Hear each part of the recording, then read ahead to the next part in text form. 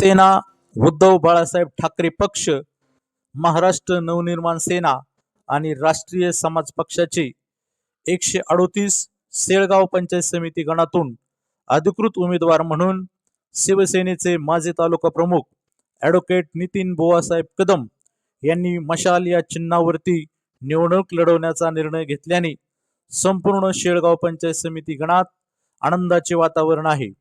Advocate Nitin Kadam म्हणजे कामाचा माणूस असल्याची भावना सर्वसामान्य शेतकरी, कष्टकरी, गोरगरीब जनतेच्या मनामध्ये निर्माण झाली आहे।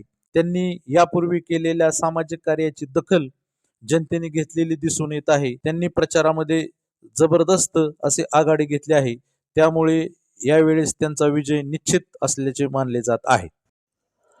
ॲडव्होकेट नितीन बुवासाहेब कदम यांचे चिन्ह मशाल असून मशालाच्या चिन्हापुढील बटन दाबून ॲडव्होकेट नितीन बुवासाहेब कदम यांना प्रचंड बहुमताने विजय करावे असे आवाहन करण्यात आले आहे।